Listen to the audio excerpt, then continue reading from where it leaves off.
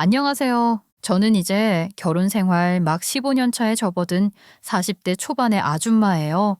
동네에서 작은 미용실을 운영하고 있고 남편은 교회에서 작은 물류 회사를 운영하는 중이에요.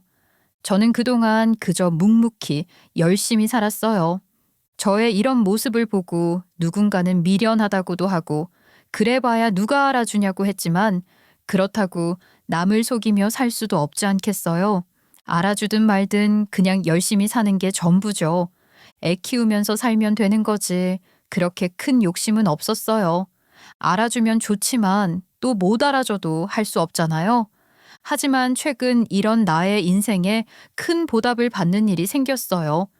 옛말 틀린 것 하나 없다고 착하게 열심히 살면 복을 받는다는 것은 사실이었나 보구나 이런 생각이 들었거든요. 오늘은 저의 이 이야기를 해보려고 해요. 저는 가난한 집에서 자랐어요.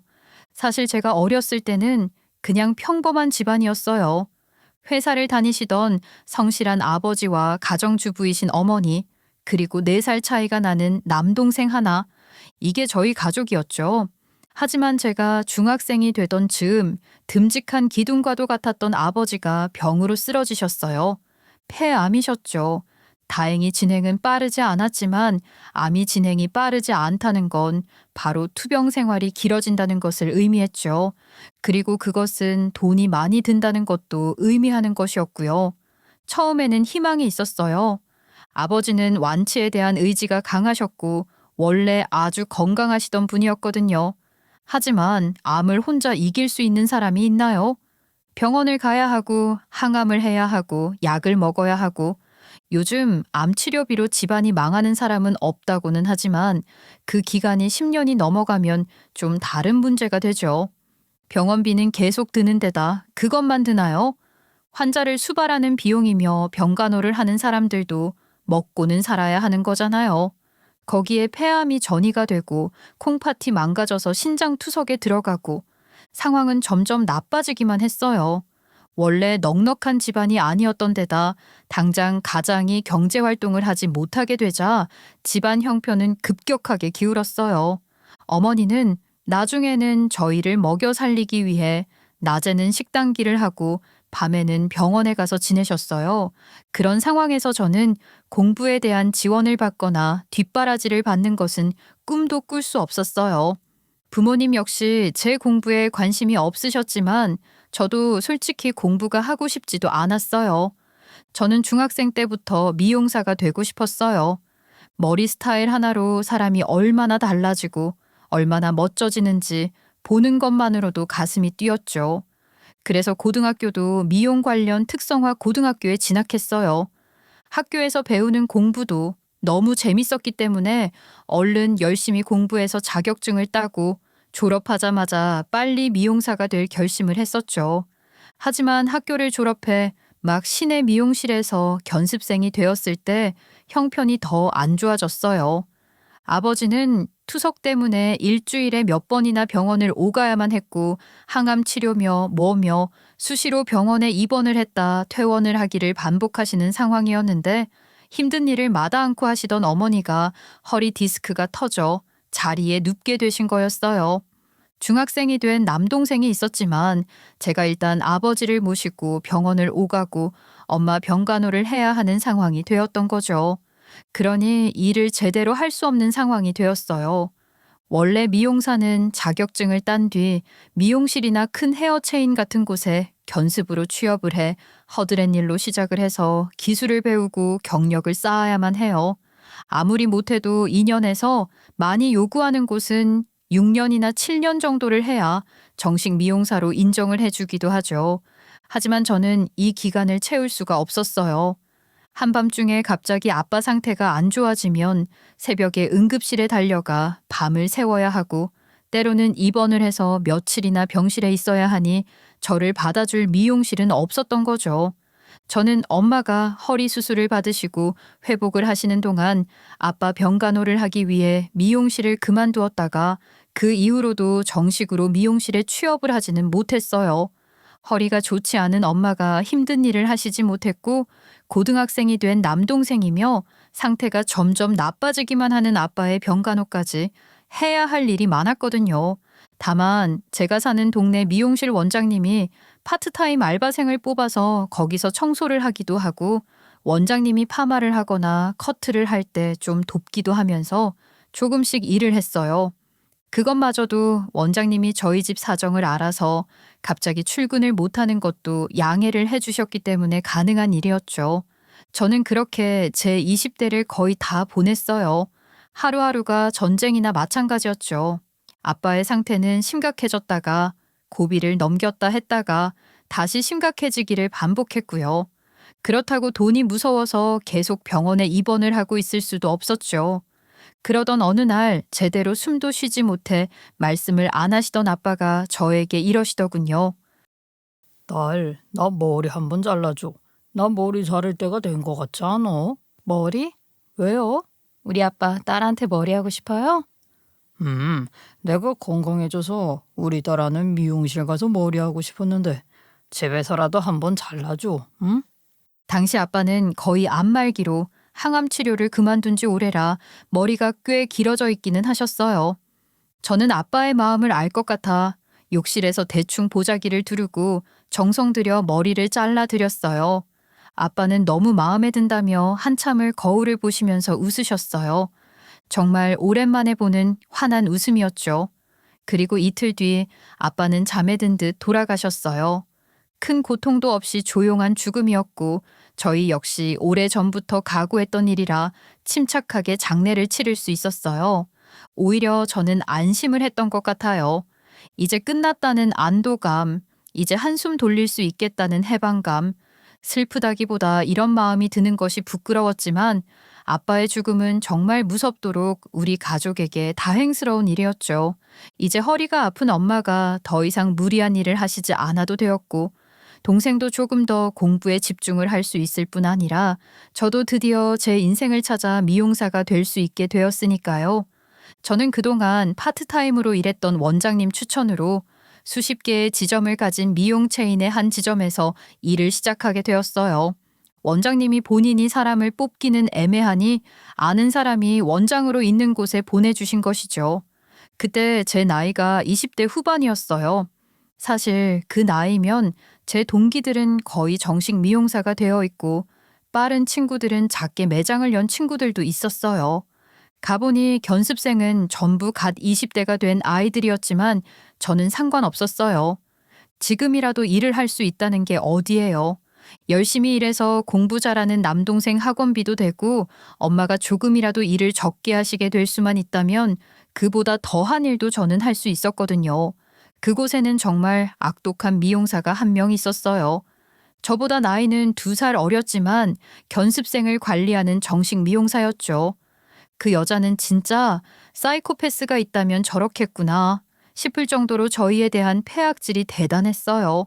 그야말로 사람 취급도 하지 않았죠.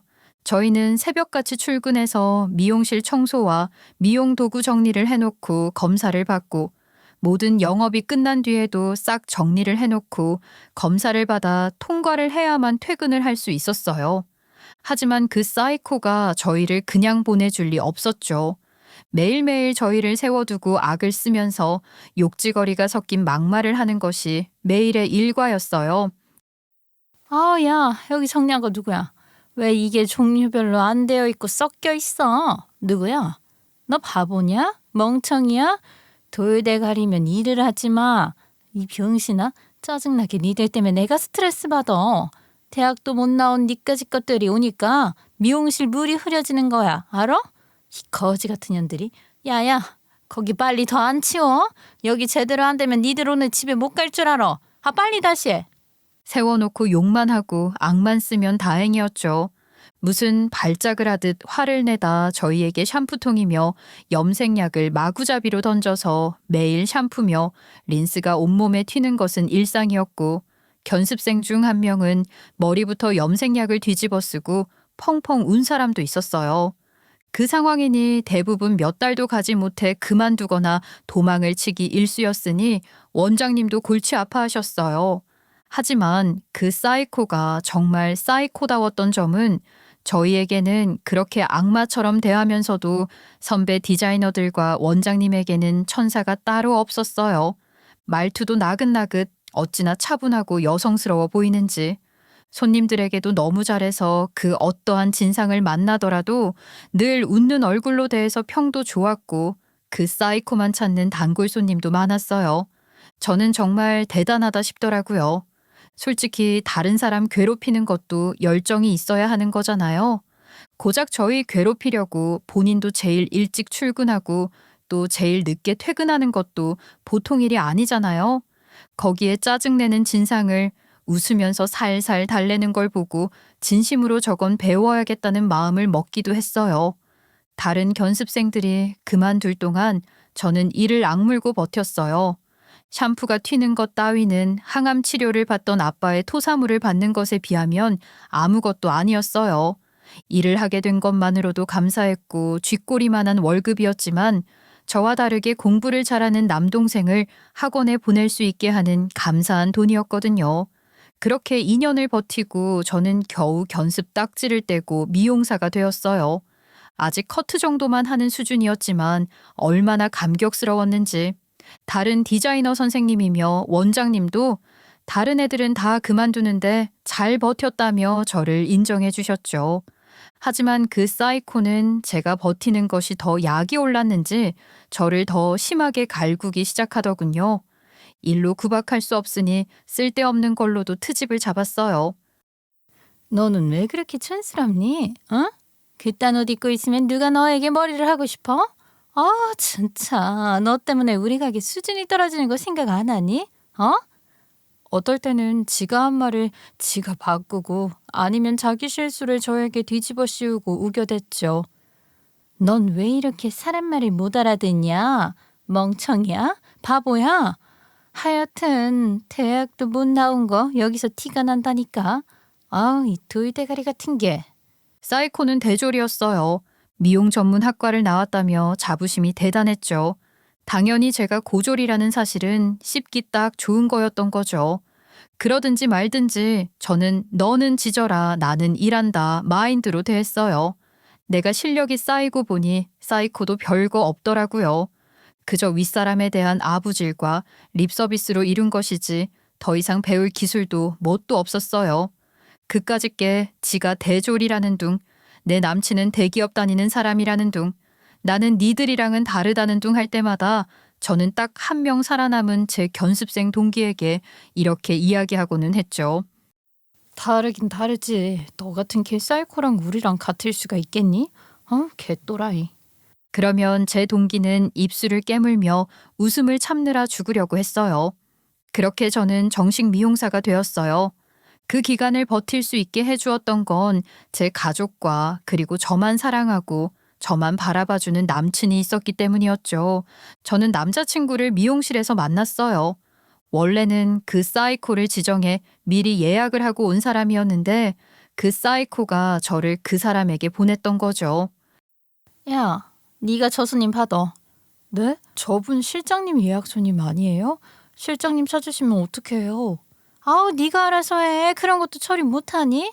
말 대꾸하지 말고 빨리 안 가? 왜 질색하며 저에게 떠넘기는지 알만 하더군요. 손님이 행색이 초라할 뿐 아니라 머리가 떡져 있어서 싫었던 거였어요. 보통 저희 미용실은 외모에 신경을 많이 쓰는 사람들만 주로 왔기 때문에 싫었을 거예요. 동네 미용실에서 일할 때는 이보다 심한 사람들도 많았기 때문에 그 정도는 저에게 아무것도 아니었어요.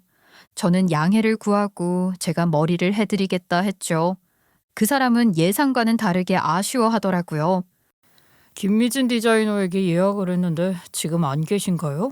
꼭 그분에게 하고 싶은데. 죄송합니다. 저희가 착오가 있었던 것 같아요. 제가 최선을 다해 해드리고 마음에 안 드시면 환불해 드릴게요. 양해 부탁드릴게요. 일단 샴푸부터 해도 될까요? 저는 클레임이 들어올까 봐 최대한 성의를 다해 머리를 다듬었어요. 머리를 하고 보니 인물도 나쁘지 않고 호감상이더라고요. 와, 손님 너무 멋지세요. 바쁘시더라도 가끔 이렇게 머리하러 오세요. 너무 보기 좋으세요. 제가 웃으며 마무리하자 그 사람 얼굴이 살짝 붉어졌다 싶었는데 그게 시작이었죠. 그 사람이 그만 저에게 홀딱 반해버린 거였어요. 그 사람은 그 이후로 꾸준히 저를 지정해 머리를 하러 왔다가 하루는 퇴근한 저를 기다려 밥을 먹자며 고백을 해왔어요. 저라고 그 사람 마음을 몰랐겠어요. 저 역시 그 사람이 마음에 들었던지라 저희는 사귀게 되었어요. 사귄 이후로도 그 사람은 성실하고 듬직한 남자 그 자체더라고요. 하지만 그러던 어느 날 저는 충격적인 이야기를 듣게 되었어요. 보통 퇴근을 하고 나면 남친에게 이런저런 이야기를 하잖아요. 그날도 사이코 이야기를 하면서 투덜대고 있는데 남친 얼굴이 어두워지더니 고백할 것이 있다고 하더라고요. 사실 그 사이코 김미진 씨 내 동생 여자친구야. 지금 그 여자가 결혼 준비를 한다는 남자가 바로 내 동생이야. 어?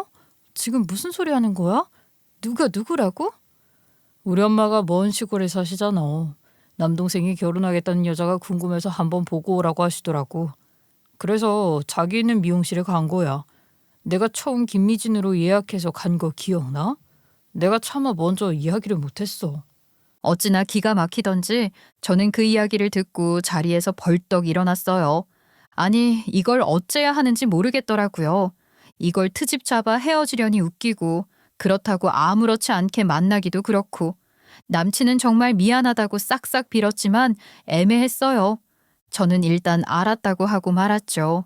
그러던 어느 날 결국 그 사이코가 포문을 열었어요. 출근을 하자마자 갑자기 묵직한 샴푸통이 저를 향해 날아와 제 얼굴을 정통으로 맞췄던 거죠. 샴푸가 퍽 튀어 사방으로 퍼졌어요.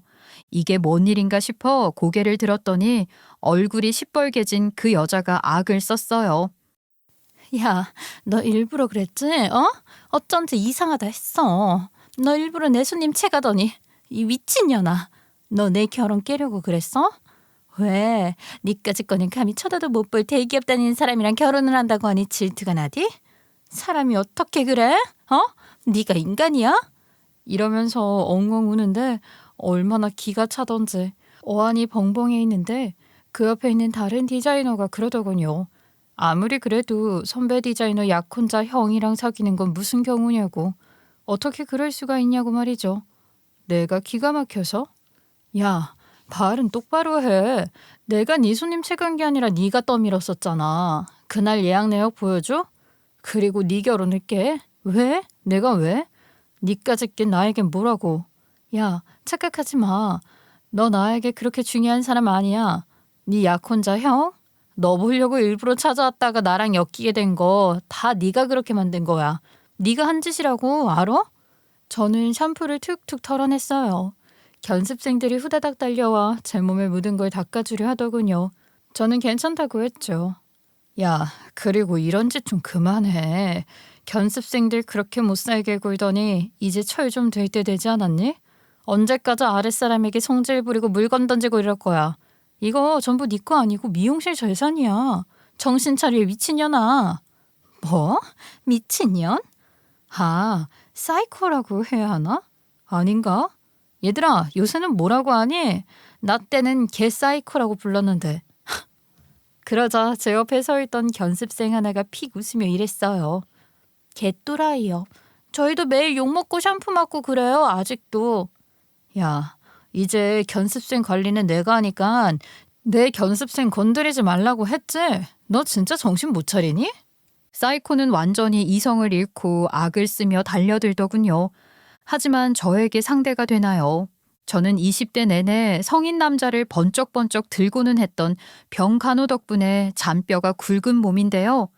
저에게 그대로 머리채를 잡혀서 바닥에 패대기가 쳐졌죠. 사람들이 뜯어 말리자 그녀는 세상 억울한 사람처럼 울면서 미용실을 뛰쳐나갔어요. 하, 웃겨서 진짜. 그 상황에서 저를 나무라는 사람은 아무도 없었어요. 견습생이며 연차 낮은 미용사들은 속이 다 시원하다며 오히려 제 편을 들어주었죠. 그러고도 그 여자는 결근을 하더군요. 그러던 어느 날 저녁 퇴근을 하려는데 웬 남자가 저를 기다리고 있었어요. 알고 보니 제 남친의 동생, 그러니까 그 사이코의 약혼자였죠. 차 한잔 하자더니 그 인간 역시 헛소리를 하더라고요. 단도직입적으로 말씀드릴게요. 제 형이랑 헤어지시죠? 미용실도 옮기시고요. 제가 왜요? 이유가 뭔데요? 지금 이 사단을 만들어 놓고도 그런 말이 나옵니까? 양심도 없어요? 지금 미진 씨가 얼마나 힘들었는지 모르죠? 지금 밥도 못 먹고 울고만 있다고요. 웃기고 자빠졌네. 그래서 어쩌라고. 내가 무슨 사단을 만들었는데. 저기 당신 형은 알아? 당신이 지금 나에게 여기 와서 무슨 꼴값을 떠는지. 그때 벌컥 커피숍 문이 열리면서 남친이 들어왔어요. 제가 커피숍으로 오면서 남친에게 문자를 보냈거든요. 네 동생이 나에게 찾아왔는데 너는 알고 있냐고 말이죠. 자기 형의 얼굴을 보더니 그 동생이라는 놈은 얼굴이 하얗게 질리더군요. 자기야, 아니 자기 동생이 나보고 자기랑 헤어져 달래.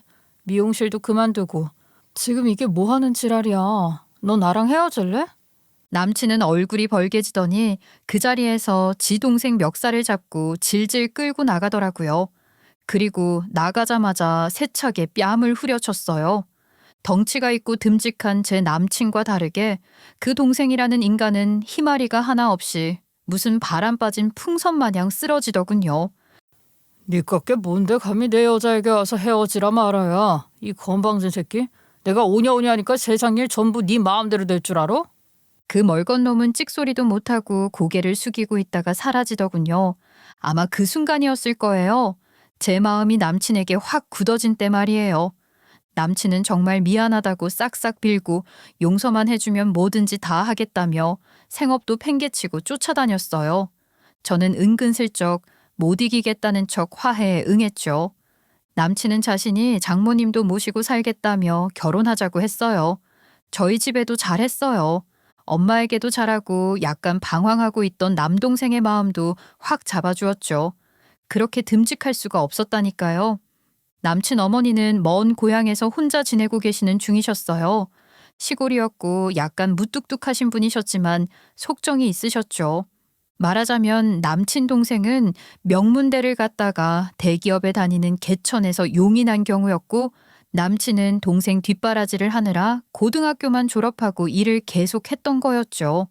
당시도 물류일을 하는 중이라 거친 일이었지만 벌이가 나쁘지도 않았고 어른스러웠고 듬직한 데다 순수하기까지.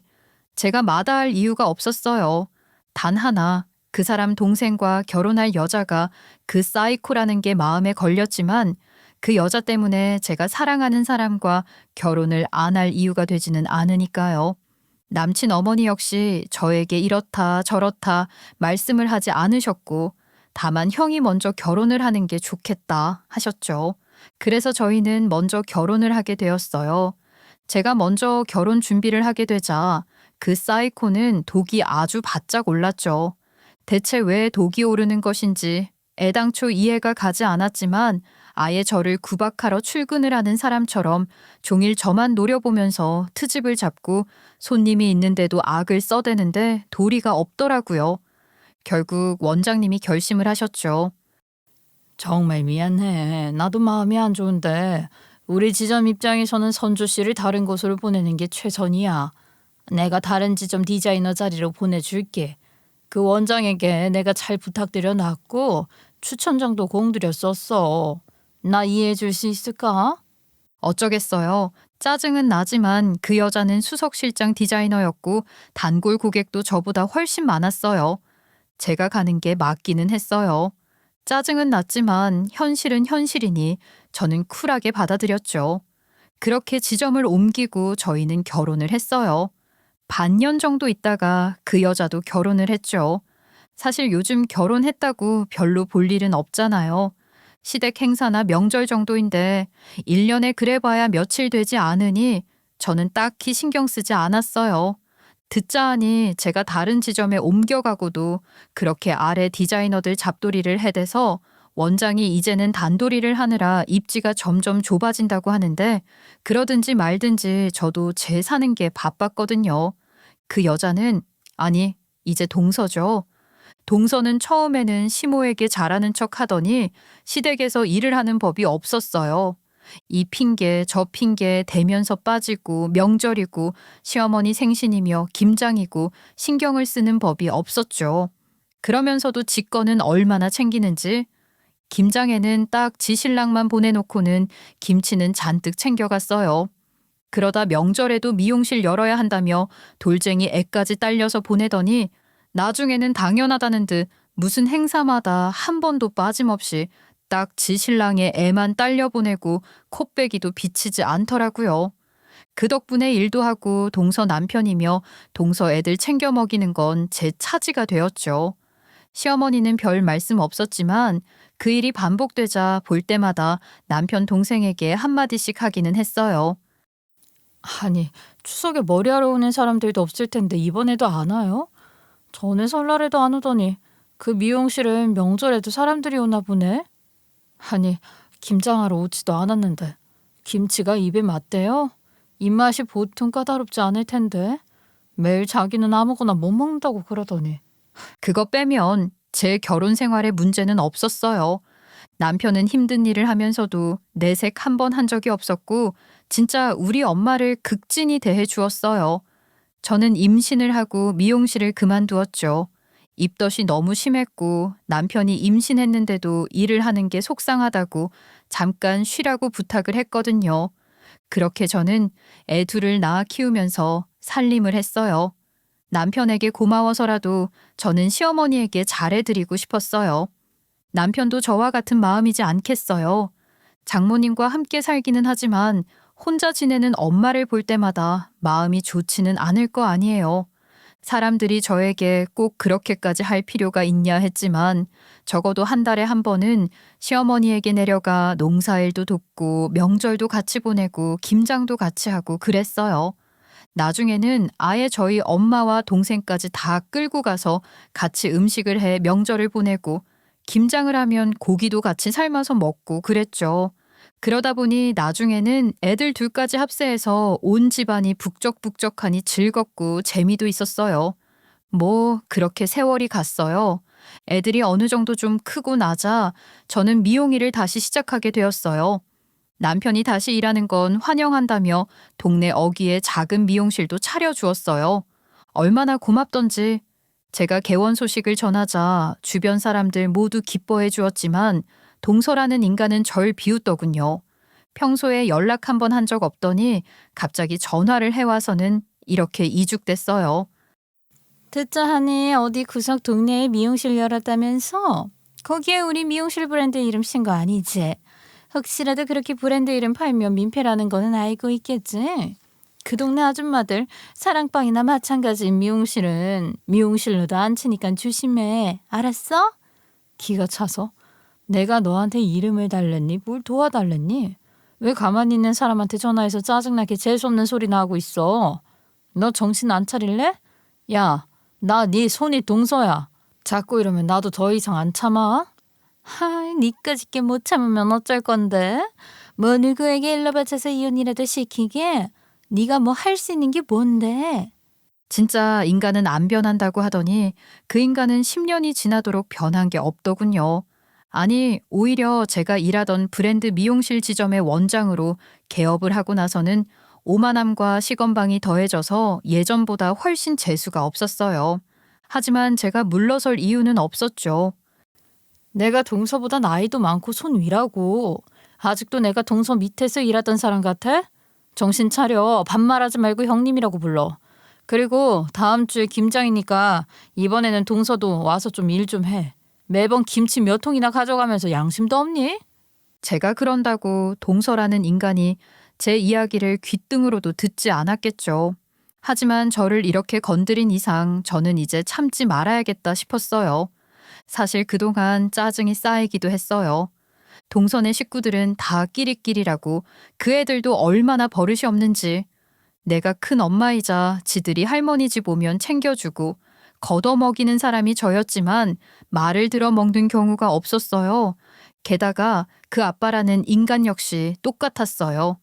지 형이며 사돈 총각까지 전부 나서서 일을 하고 아니 하물며 늙은 노모마저 몸을 움직이는 판인데 집에 오면 지 새끼들만 풀어놓고 방에 처박혀 내도록 잠만 쳐자다가 밥 먹을 때만 기어 나와 밥을 먹고 다시 기어 들어가 잤거든요. 밖에서 무슨 일이 일어나는지 지 새끼가 내 새끼를 쥐어패고 물건을 빼앗아 난리가 나도 내다보는 법이 없었어요. 도저히 못 참은 제가 시조칼을 붙들고 사람은 때리면 안 되는 거다 훈계를 하고 있을 때면 고개를 내밀더니 눈을 부라리며 이러더군요. 아, 형수, 애가 그런 건데 왜 그러세요? 놔두세요. 왜 우리 애한테 뭐라고 하는 거예요? 우리 애가 아니라 그러면 서방님이 좀 나와서 말려보세요. 자꾸 우리 현서를 때리잖아요. 애 버릇을 좀 고치셔야지 매번 이렇게 때리고 깨물면 어떡해요? 아, 애들끼리 싸우면서 크는 거지. 형수도 애 키우면서 뭘 그래요? 장난감 좀 다 하려고 하면 좀 주면 되지. 현서 너는 동생에게 그거 하나 양보 못하니? 너 지금 뭐라고 했냐? 어? 남편이 나서자 질끔 들어가기는 했지만 어찌나 기가 막히던지 지 새끼에게 맞아 우는 내 새끼는 보이지도 않았나 보더라고요. 저는 이를 악물었어요. 바보처럼 이렇게 살 이유가 없지 않겠어요? 김장을 하러 가는 날 허리 통증이 도진 친정 엄마는 쉬라고 하고 저는 남편과 애들과 출발을 했어요. 그리고 남편에게 단단히 일러두었죠. 이번에도 동서 안 오고 지 남편이랑 애들만 보내면 돌려보내. 김치도 안 줄 거야. 그 식구들 밥 챙겨 먹이는데 더 이상 안 할 거야. 아우, 나도 힘들어. 알았지? 당신 하고 싶은 대로 해. 나는 당연히 당신 하자는 대로 하지. 아이, 뭘 물어? 안 그래도 이것들 버릇 한번 고치긴 해야 해. 가는 길은 정말 힘들었어요. 김장철의 휴일이라 그런지 길이 정말 많이 막혔거든요. 원래는 3시간, 아무리 막혀도 4시간 정도면 가는 길이었는데 그날은 가는 길만 7시간이 걸렸어요. 물론 애들이 있으니 중간중간 휴게소도 들리고 했지만 그러지 않았다면 애들도 견디지 못했을 거예요. 차들로 꽉 막혀 아예 움직이지 않았을 정도니까요. 저희가 도착한 지 얼마 되지 않았는데 남편 동생에게서 남편에게 전화가 오더군요. 이번에도 남편 동생이 애들만 데리고 오는 길이라고 말이죠. 그 소리를 듣자마자 얼마나 열이 받던지 저는 바로 동서에게 전화를 했어요. 내가 이번에는 내려오라고 하지 않았어? 동선의 미용실 이번 주말 내내 문 닫는 거 내가 확인했어 이미. 김치는 가져가면서 왜 코빼기도 안 비쳐? 아니, 본인은 안 오면서 남편이랑 애들은 또 왜 보내는 거야? 그러자 비웃음만 돌아왔어요. 아니, 형님이랑 내가 같아? 참, 동네 미용실 하나 열더니 보이는 게 없나?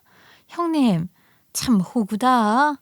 내 밑에서 일할 때도 그렇게 말귀를 못 알아먹더니 저는 돈 벌잖아요. 그럼 노는 큰며느리가 다 해야죠. 제가 왜 해요? 돈 버는 거랑 이거랑 무슨 상관이야? 그럼 나는 노니? 그리고 네가 돈 버는 거랑 우리랑 무슨 상관이야? 네가 돈 번다고 언제 김장비라도 보탠 적이 있어? 어머님에게 용돈을 넉넉히 드린 적이 있어.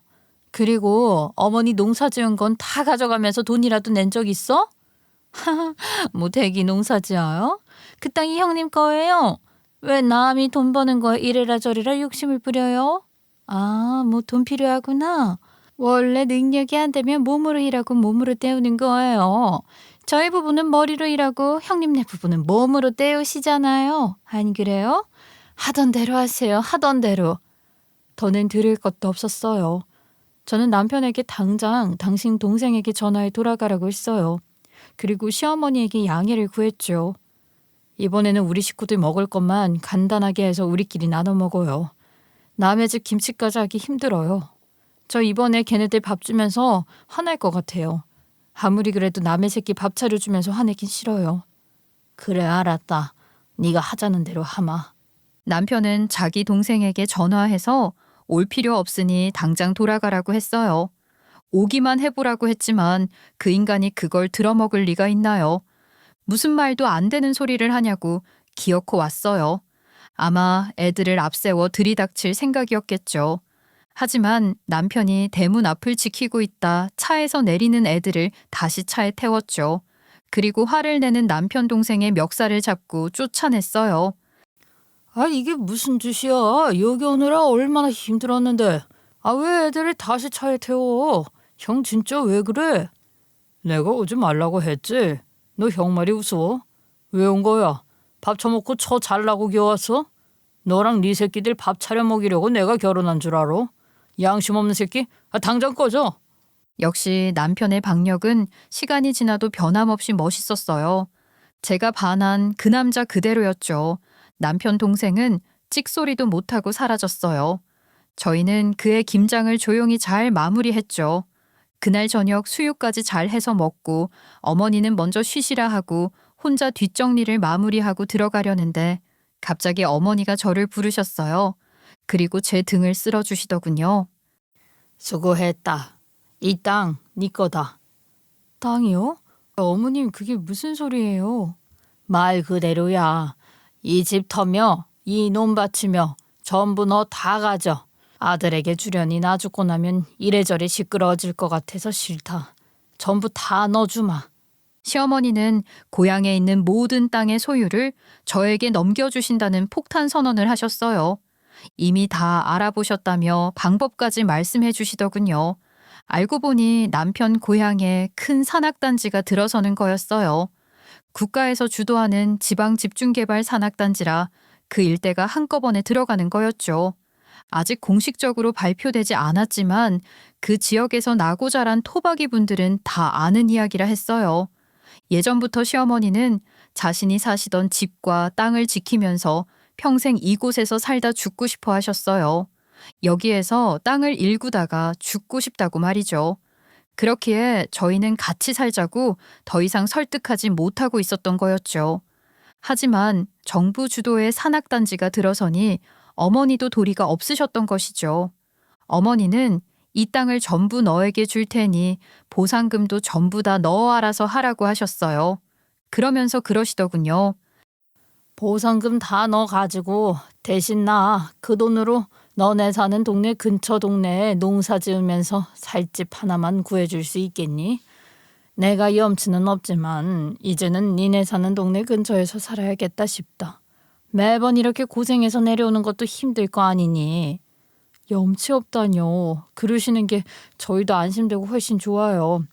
저희 동네에서 그리 멀지 않은 곳에 밭도 있는 동네에 있으니까 보상금으로 거기에 예쁜 집 하나 살 수는 있을 거예요. 보상금은 얼마나 나온대요?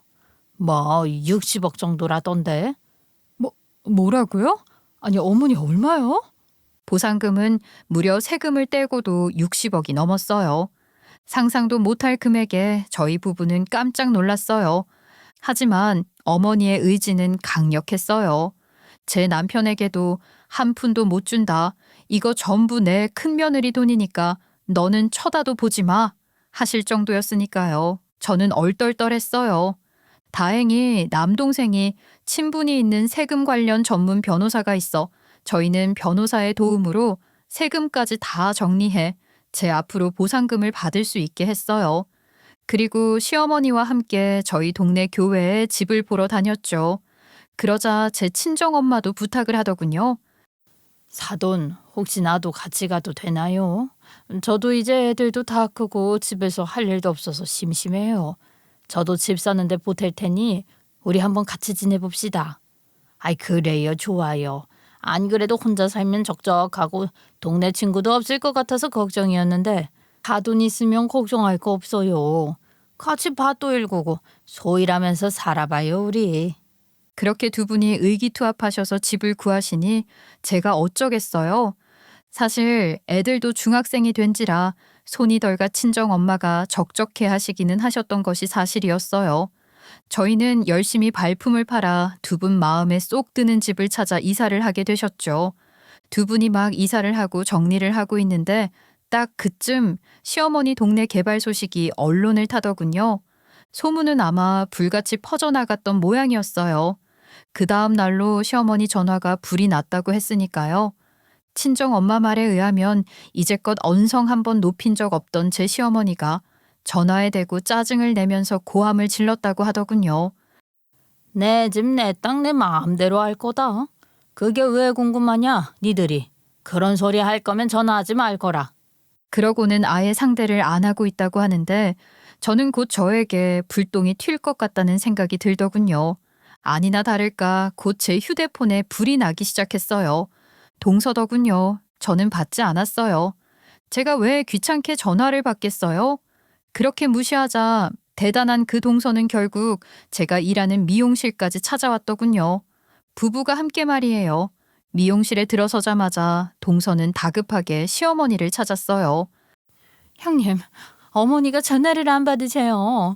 아니, 고향집 갔더니 큰아들네로 이사를 갔다고 하던데 이게 대체 무슨 일이에요? 어머니 어디 계세요? 어머니?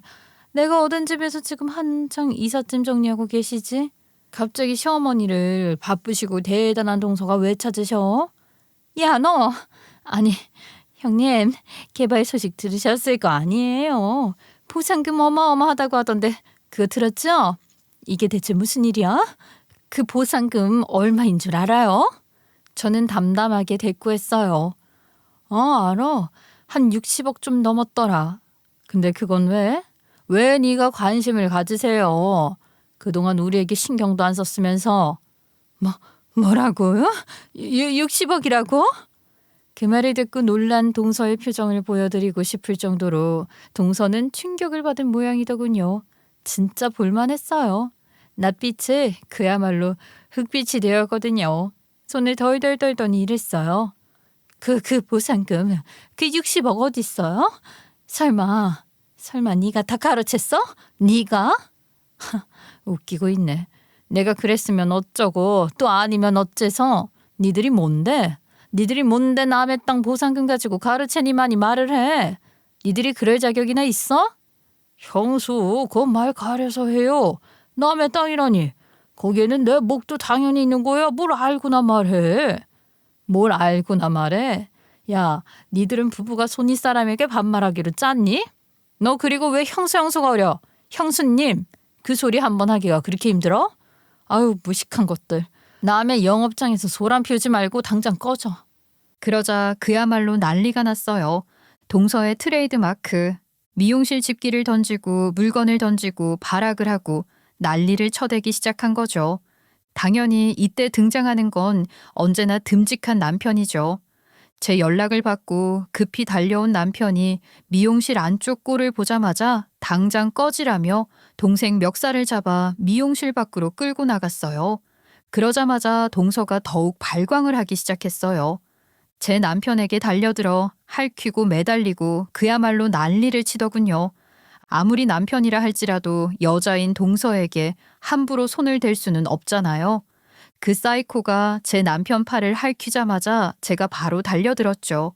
제가 그동안 같은 수준이 되고 싶지 않아서 참았지 설마 힘이 없어서 참았겠어요? 곧바로 머리끄댕이를 잡고 제 남편에게서 바로 뜯어내어 뺨을 대차게 후려치고는 미용실 밖으로 던져버렸어요. 힘없이 내동댕이 쳐진 그것들은 바닥에 퍼질러 앉아 펑펑 울더군요. 얼마나 추하던지. 저는 남편의 팔을 살폈어요. 벌어지만도 못한 것이 감히 귀한 제 남편 몸에 생채기를 내다니 정말 밟아버리고 싶은 걸 겨우 참았어요. 저희가 들어가려고 하자 갑자기 동서가 몸을 던지더니 제 바지가랭이를 잡았어요. 그러면서 꺼이꺼이 사정을 하더군요. 형님, 저희 좀 살려주세요. 네? 지금 저희 정말 길거리에 나앉을 판이에요. 조금만 도와주세요. 네? 이거나 누가 누구를 살리기는? 아니, 그 대단하신 미용실 원장님이 동네 사랑방 미용실이나 하는 저에게 왜 이러세요? 네? 저 인간이 사고를 쳤어요. 그놈의 주식이며 코인이며 한답시고 빚까지 내서 전부 투자했다가 다 날렸다고요. 거기다 나도 미용실 개업하느라 빚을 냈는데 그것도 못 갚고 있는 판인데 큰일 났어요. 진짜 저희 어떡해요? 네? 알고 보니 그 부부가 진 빚이 어마어마하더군요. 나중에 알아보니 둘이 합해서 빚이 10억 가까이 되었어요. 남편 동생은 대기업에 다니면서 연봉이 꽤 큰 금액이었고 동서 역시 그동안 일을 했던 미용사 경력이며 받은 연봉을 생각하면 그 둘은 그만한 돈을 모았다 해도 될 정도였는데 돈을 한 푼도 모아놓지 않은 모양이었어요. 남편 동생이 주식이며 코인이며 날린 돈에다 동서는 가장 크고 가장 화려한 지점으로 개업을 한답시고 둘 다 대출을 엄청나게 끌어다 쓴 것이었어요. 저는 일말의 동정심도 생기지 않았어요. 그동안 저희가 열심히 돈 벌어서 살면서 어머니 봉양하고 열심히 오갈 때 지들은 얼굴 하나 비추지 않으면서 해외여행이다 호캉스다 돈을 펑펑 쓰고 다닌 걸 제가 모를 줄 알았나요? 지애들은 양말 한 짝까지 전부 백화점 브랜드로 쫙 빼입히고 저희 애들 보고 촌스럽다고 비웃고 지애들은 영어 유치원을 보낸다 뭐 한다 하면서 우리 애들 보고 저러다 지 엄마 아빠처럼 대학도 못 갈 거라고 이죽거렸던 걸 저는 잊을 수 없었어요. 몇 년마다 외제차 새로 뽑아가며 누릴 거 다 누렸으면서 왜 이제 와서 빚을 갚아달라 살려달라 우리한테 애원을 하나요?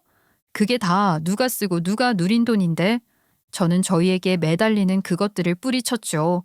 그리고 경고했어요. 아이, 동서네가 어떻게 살지 나에게 물으면 어떡해. 그건 명문대 나와서 대기업 다닌 똑똑한 동서 남편이랑 대학 나와 나랑은 다른 동서 둘이서 알아서 해야지. 안 그래? 사정은 안 됐지만 뭐 원래 사는 게 다 그래.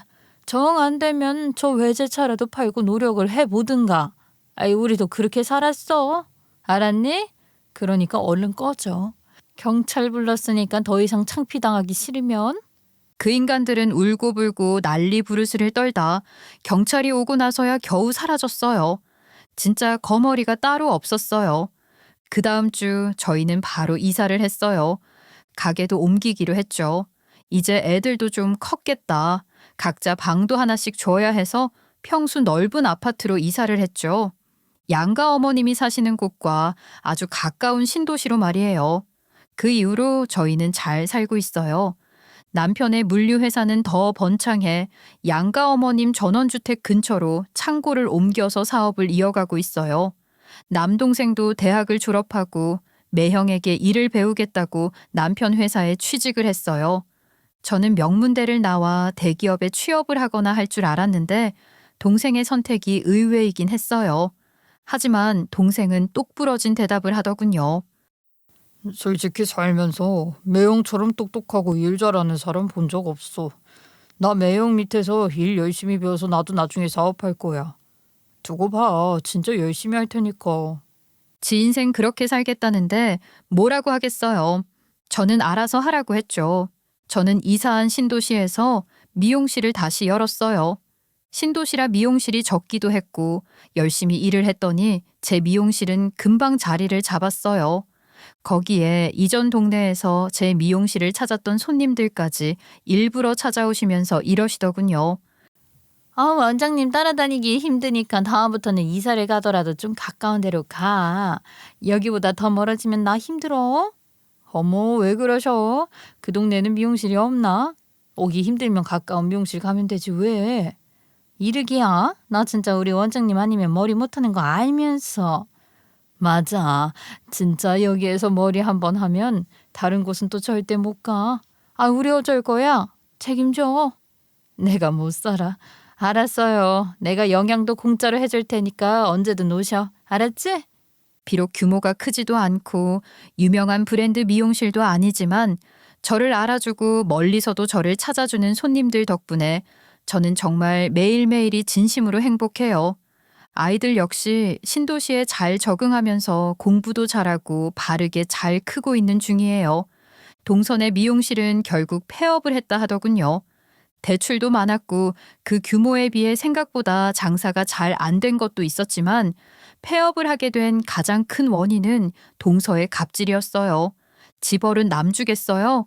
거기서도 아래 미용사며 수습생들을 미친 듯이 괴롭혔는데 막말을 하고 물건을 던지고 고함을 지르는 짓을 고대로 했던 거죠. 그중 한 명이 못 견디고 퇴사를 하면서 동서가 난리치는 영상을 몰래 찍어서 인터넷에 풀어버린 거였어요. 당연히 인터넷은 난리가 났어요. 첫 폭로가 있자마자 곧이어 다른 폭로가 줄줄이 이어졌고요. 그 인간에게 당했던 사람들이 한둘이 아니었으니까요. 워낙에 그 지점은 막무가내인 원장 때문에 고객 클레임도 많아 영업 실적도 좋지 않은 곳이기도 했고요. 일이 커지자 동서가 하던 그 미용실 브랜드에서는 지점 폐쇄 조치를 내리고 동서와의 계약을 해지해버렸던 거였죠. 결국 동선의 미용실은 큰 빚만 남기고 문을 닫았어요. 동서는 아마 평생 미용사로서는 일을 못할 거예요. 이 바닥이 생각보다는 좁고 또 평판에 굉장히 예민한 곳이거든요. 거기에 남편 동생 역시 빚이 너무 많아서 월급에 차압이 들어갔다고 했어요. 결국 살던 집을 팔고도 모자라 월세로 옮겼다더군요. 하지만 우리나라 어느 대기업에서 월급에 차압이 들어온 사람을 봐주겠어요? 당연히 얼마 있지 않아 정리해고가 되어버렸죠. 아무리 대기업을 다녔던 경력이 있다 하더라도 40대 중반의 회사에서 나와 할 수 있는 일이 뭐가 있겠어요? 처음에는 곧 재취업을 할 수 있을 거라 큰 소리를 쳤겠지만 현실이 만만하지 않다는 사실을 깨닫기에는 얼마 걸리지 않았겠죠. 남편은 그래도 측은지심이 들었던 모양이더군요. 빚은 많은데 둘 다 놀고만 있으면서 징징대는 게 보기 그랬는지 동생을 자신의 회사로 데려온 거였어요. 여기서라도 열심히 일하면 생각해 볼 테니 내 밑에서 일을 하라고 말이죠. 물론 남편의 행동이 제 마음에 들지는 않았지만 어쩌겠어요. 그 인간들이 나쁜 거지 착한 제 남편이 잘못된 건 아니니까요. 하지만 그 인간은 일주일도 채우지 못하고 도망을 가버렸어요. 일이 힘들다며 엄살을 피우더니 말도 없이 무단 결근을 하고 전화도 받지 않았다고 해요. 제 남동생이 학을 떼더군요. 와, 진짜 형제 맞아? 어디 주워온 사람 아니야? 아니, 둘이 어떻게 저렇게 달라? 매일 시골집에서 초 잘 때부터 내가 알아봤어야 했는데 진짜 건들거리고 게으르고 일도 못하고 도망가기 전에 잘라야 할 판이었어. 도망가줘서 오히려 너무 고맙다니까. 남편도 도저히 안 되겠는지 한숨을 쉬면서 연락을 끊어버렸어요. 그렇게 되자 남편 동생은 다시 시어머니에게 찾아가 울며불며 사정을 하면서 돈 좀 도와달라고 뻗댔다 하더군요.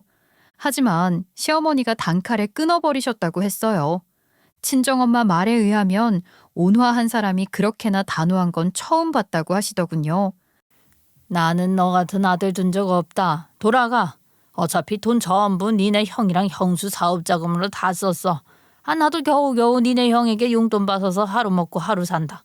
아, 그러니까 돌아가. 거기에 친정엄마도 맞장구를 치면서 거들었다고 하더군요. 아유, 사돈 총각. 우리 둘이 여기서 서로 의지하면서 겨우 사는 거 안 보여? 거 왔으면 엄마 용돈이나 주고 가. 응? 친정엄마의 말에 화들짝 놀란 듯 아주 내빼듯이 도망갔다며 킬킬대는데 저는 제 친정엄마가 이렇게나 연기력이 있었나 싶더라고요.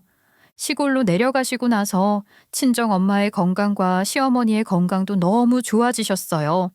두 분은 동네에도 금방 적응해서 매일매일 바쁘고 건강하게 잘 지내고 계시는 중이세요.